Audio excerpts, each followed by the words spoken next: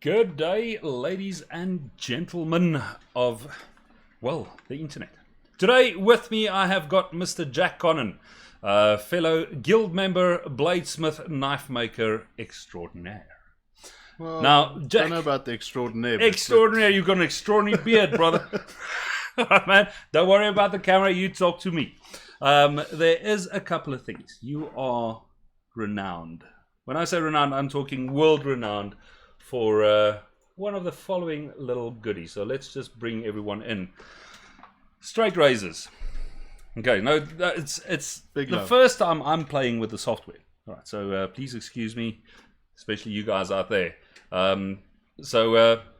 Big love, you say. Big love. Big love. Big love. But I know you make other things It's as well. the one and only blade that I currently grind that still challenges me after 5 years of doing razors. Yeah. I've been challenged recently to do a recurve blade blindfolded, just by feel. And it didn't come out too badly. Straight razors, I won't even try them. Won't even try them blindfolded. Man, I've obviously had a couple of your straight razors in hand, and one thing I can remember was when you put the blade on your thumb, and you're literally moving the blade over your thumb, and your thumb imprint actually shows through. You can see exactly Blade's where got to that be blade- thin. It is Blade's got to be amazing. thin. I mean, now I used to make straight razors, right? I used to make straight razors. Okay, and I thought, hey, Damascus, the whole thing. I did sand my straight razors. We even went as far as to do a collaborative design with Mr. Werner Smith, which you guys will get to see in a while as well. Oh, well, later. But anyway, until I had one of Jack's razors in my hand. That was the last day I ever made a straight razor. Yeah. Now, there is a lot of guys that make straight razors that look like straight razors. There are a lot of guys that make razor-shaped knives. There we go. And I count myself under one of those. But to get to this, welcome, by the way. Thank you. So I know for a fact that you also do a little dagger. Yeah, All right, a little folded Yeah, dagger. yeah, And I am yeah. on the list to receive one indeed you are. in due course. But what I want to do Indeed is I you actually are. want to show the rest of the world what these little things look like. Yeah, so that Yeah. one there, would you mind? I know it's far off. Can you see that? Yeah. Obviously, you made it.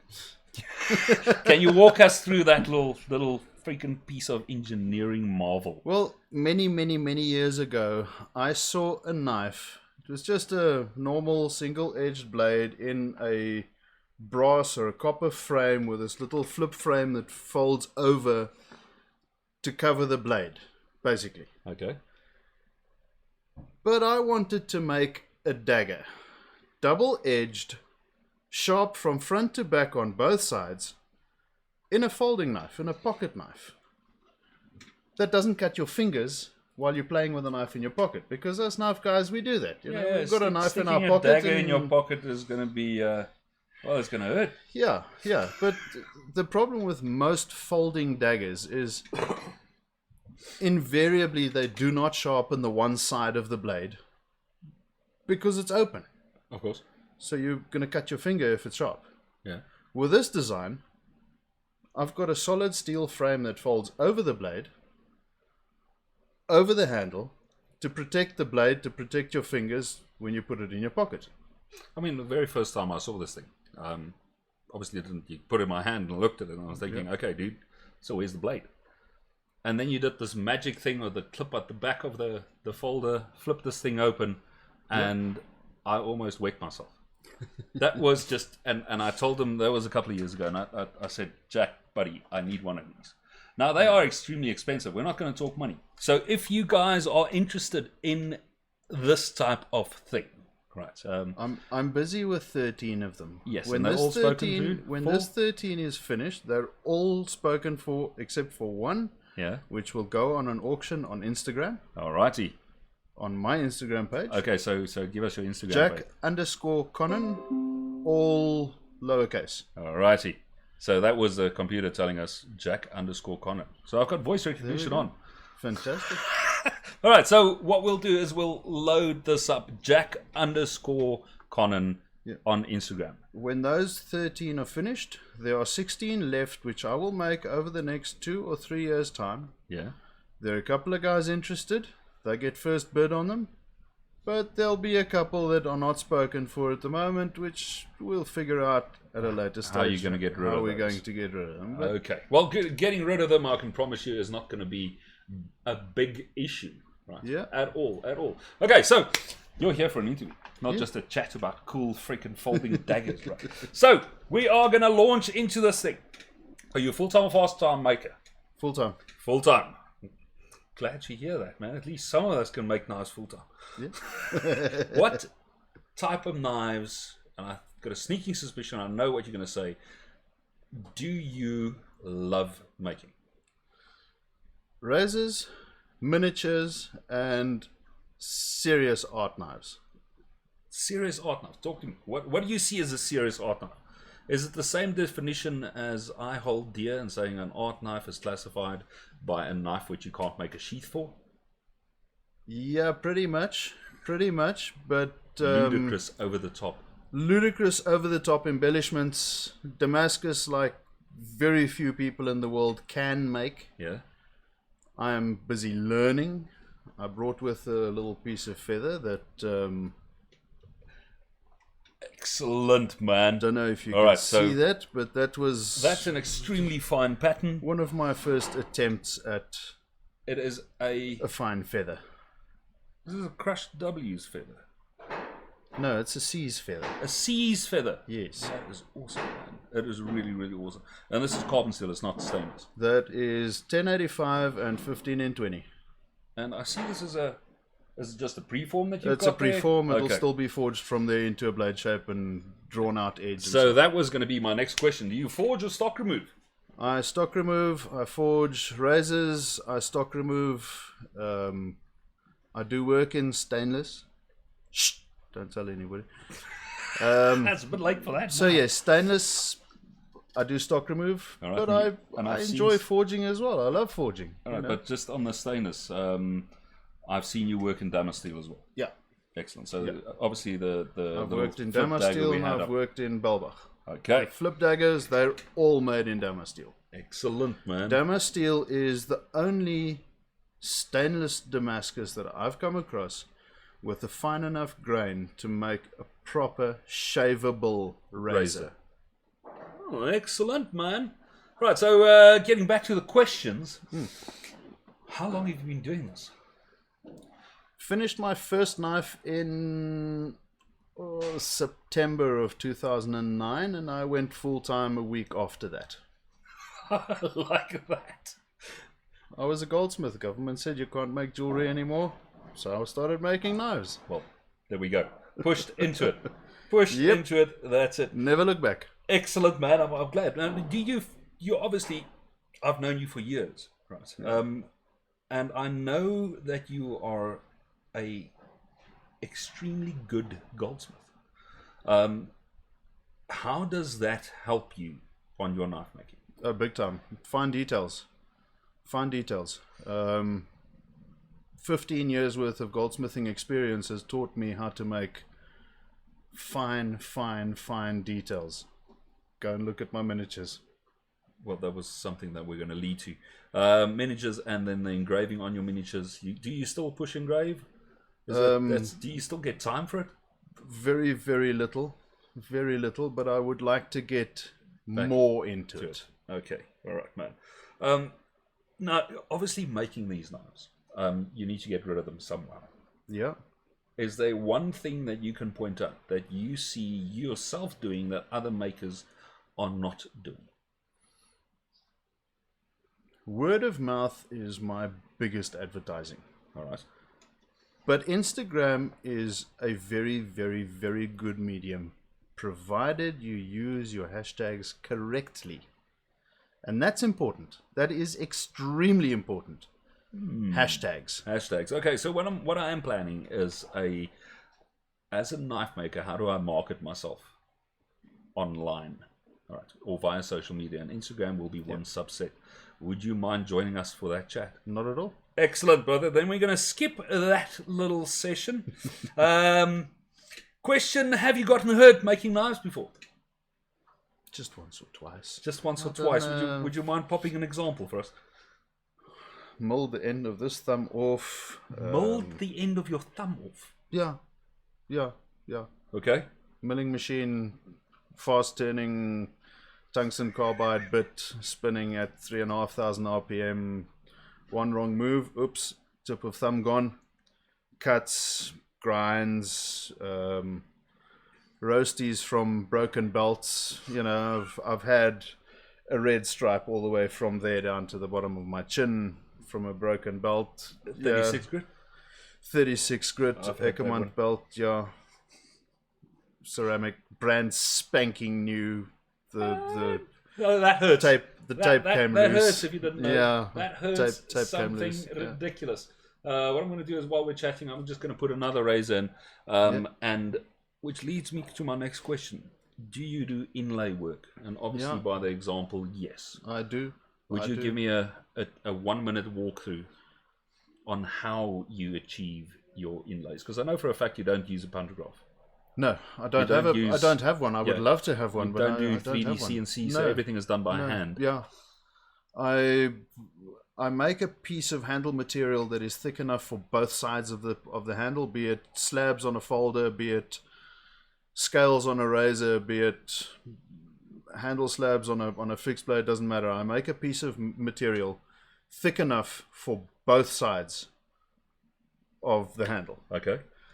Then I cut out the inside, and I start out by drilling little holes, and then with a jeweler saw cutting out the shape of the inlay. All right. And then filing it by hand to get all the edges smooth and to get it exactly even on both sides and get it nice and smooth and looking good. Then I make the insert again. I file that mostly by hand until it just fits perfectly. Push it in. Then generally I'd put a fine liner of G10 on either side.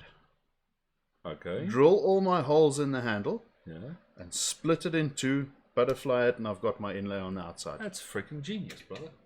That is genius. Okay, so next question. What was your first knife? But most importantly, do you still own it? It was a liner lock folder with Bertie Rietveld Damascus blade. Yeah.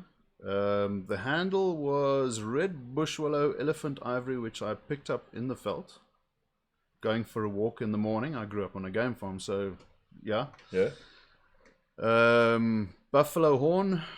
The liners were gifted me by Tiens Prinsloo, one of the guys who got me started in knife making. All right. I asked him how to do it, and he posted me a piece of titanium with screws and bullies and all the rest of it. He said, here you go. Do I still own it? Strictly speaking, no, I don't own it anymore. I made it as a gift for my dad. Okay. When my dad passed away, I gave it to my brother to add to his collection. So it's still in the family. It's in my brother's safe. He takes it out and brags with it with his buddies every now and then. Yeah, every now and then. Okay, so I'm the little knife you made me for my birthday. God, it was 506 years ago. Yeah, it's a while. Little kidney. It's a while. Yeah, I should have actually brought it up, man. I made four of them. Coolest little knife. I made four of them. More joinery, wood joinery on that handle that I have seen on any other knife ever. If I think of that knife, I'm just thinking, Jack, you're nutters, dude. Seriously, can you? Handle material is cheap enough.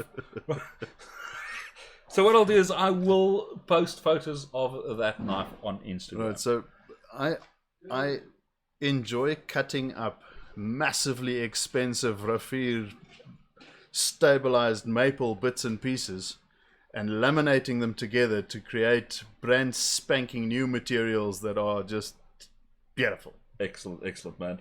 All right, another one. What we need to do is quickly run into a quick fire round. So I'm going to shoot question at you, 2 possible answers, immediate. First one that pops in, done. I'll ask for an explanation if we need one. Are you ready, sir? Ready. Okay, so flat or hollow ground, which one is your favorite? Hollow. Extra hollow. Extra. Lots of hand sanding or a lot of machine work and then minimal hand sanding? Lots of hand sanding, love mirror polish. Carbon or stainless? Both. No. Carbon or stainless? Carbon. Carbon. Hammond or no Hammond? Hammond. Excellent. Forging or stock removal? Forging. Damascus, non-Damascus? Damascus. Chevy or Ford? Ford. Man-made handle material, in other words, G10 or natural handle material? Natural handle material that's been modified. Explain. I do not generally use unstabilized wood. Okay.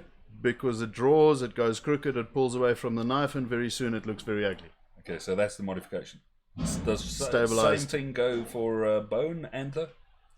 Bone and antler I don't stabilize. Okay. Doesn't necessary. Right, Not necessary. G10, bone or antler? Bone. Bone. Okay. Full tank, hidden tank? Full tank. Chocolate or vanilla? Neither. Okay. Leather or Kydex? Leather. On folders. And I know you're a folder man. Tip up or tip down carry? Horizontal. Freaking difficult. That wasn't an option. But anyway, so pocket clip or no pocket clip? No pocket clip. No pocket clip. If you had a choice, burger or chicken? Burger. Estimate. Give me just an estimate. So the quickfire round is done. Estimation on the amount of knives that you have sold to date. About 2,500. Damn, dude. Make me look like a freaking amateur. How many different places have you lived? 5. 5. Yeah. Okay, all in South Africa. Yeah. I did stay in Stuttgart, Germany for 3 months, but that was a bad idea. I'm allergic to cold. Same thing, man. Same thing. If it's 32 degrees outside, that's just right for me. Yeah. How many knives do you own that you did not make yourself? 15 or so. Your precious in that collection is made by whom? Rob Lovelace. Serious? Yeah. Dude. Now I'm just jealous. I think I'm going to stop this it. whole interview right here. I Done. bought it in a pawn shop for What? 5 grand. I bought it in a pawn shop for 5,000 rand. That's $375 for the American guys.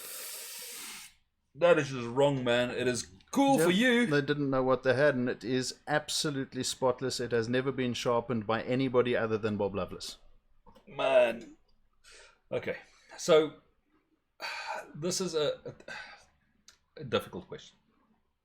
It's regarding knife pricing. Yes. Okay. Do you have a specific formula that you are willing to share regarding how you go about pricing your knife?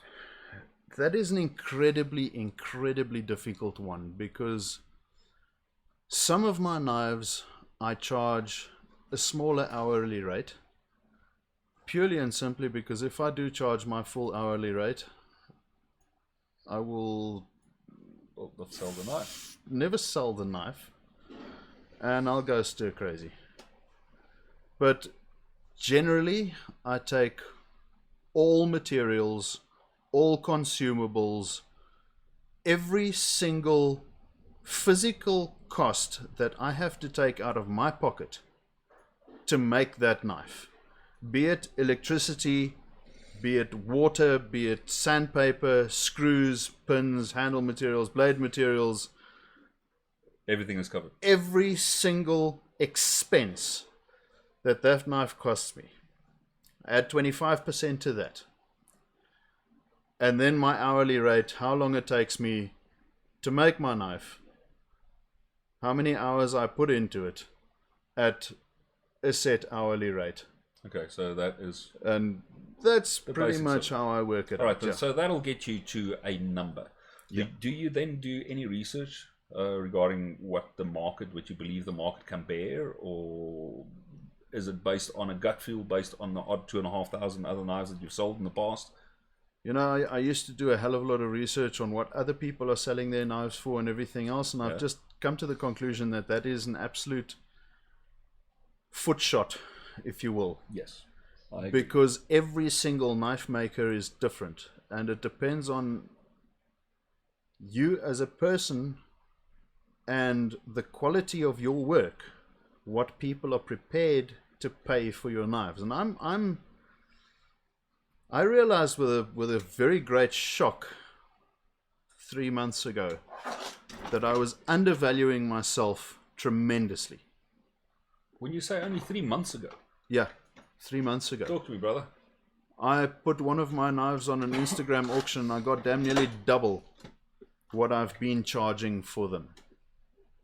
Well, that'll open eyes. So, yeah. And that was the very first auction I've ever done. Wow. That is awesome, man. So you've only done one auction by Instagram so far. I've done one auction, full stop. I've done one charity auction, but that does not count as anything because it wasn't knife related people. It was a fundraiser, well, obviously thing, and yeah, that's it. Okay, so I want to ask one final question, right? And then I'm gonna give it over to you. And I'm going through my list here, and I'm thinking, if you could spend a day in someone's presence, who would that person be and why? Learning in their workshop or Anyone. just talking? Anyone. If you have 24 hours to burn and you've got access to anyone living or past, who would you spend time with and why? Everybody has their knife gods. Yeah. All the knife makers have their knife gods. Yeah. For me, there are two, so it's incredibly difficult. In fact, I've got a whole bunch of people underneath them, but these two guys, to me, just for technical excellence above and beyond anything I have ever seen on the planet. Yeah. And the other one is just purely for artistic impression better than anyone else I've ever seen on the planet. And I'd be very hard pressed to decide between those two who I would want to spend time with. But if it was only 24 hours, let's make it two if guys. it was only 24 hours, it would be very hard. But Jürgen Steiner, yes, technically, he is the best knife maker I have ever seen in my entire life. His inlay work, his precision, his fit, his finish, his metal work, his bone work, his shell work, everything is just, his locks are, I can't even explain it. He's also got a jeweler's background. No, he's a tool and die maker. Well, that explains it. Okay. A German tool and die maker. Jürgen Steiner, right? Okay. Absolute technical excellence, second to absolutely nobody on this planet. Basil Vasily Vorobiev. Artist, nobody's business. This man does stuff with steel that it does my head in, man. Seriously. It does my head in like you can't understand. How he sculpts with metal. Using a welder, some tungsten carbide burrs, files, sandpaper, and his two hands. He builds functional art. Excellent, man. Right, so we've kind of run over. It's supposed to be a 15-minute, and I'm not even sure where we're at now. Sorry, man. Let me just quickly have a look. We're on 24 minutes. Ish. Right? Ish. That's a good South African answer. Right, brother. Thank you very much for taking the time to come and join me and have a little chat. It's always fun coming to the Black Dragon. Okay, so on Instagram, Jack_Connan. And then Facebook? Jack Connan. Just Jack Connan. Just Jack Connan. Not the original, the only. The only. All right, man. And website? No website. Because I No couldn't find website. anything. Yep, no website. Okay. And if any of you guys need contact details for Jack, email address, contact telephone number, what you can do is just drop me a line and I'll sort you guys out. Alternatively, you can go to my Facebook page, my Contact details. home everything's on phone, cell phone, address, everything is on my Facebook. there. Excellent. If I don't reply to emails, I'm sorry, I don't work well with computers. Phone him. WhatsApps, phone him. calls, good. Yeah. Speak to the man. Jack, once again, thank you very much, brother. Thank you very much, Niels. And welcome again. Thank you. Any questions from the peanut gallery? Any questions? No, we can't do questions. Ah. We can't do questions. We're 15 minutes and we're over. Sweet. All right. Sweet. Ladies and gentlemen, thank you for joining us on this one. It is hopefully getting a bit more professional. But thank you, my good mate, Mr. Jack Connan, for spending time with us. Page 114. So, Knives 2020, page 114, 114. Hold on. I did look at this earlier.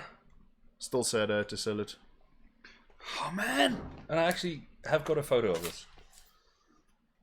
It is that one there. That baby right there. The engraving on this piece is absolutely phenomenal. And I actually downloaded this photo and I wanted to put it up, but it wasn't a razor. I'm sorry, man. All right, brother.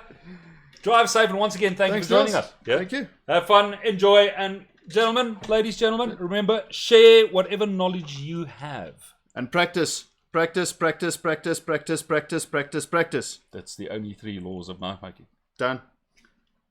And don't fuck up.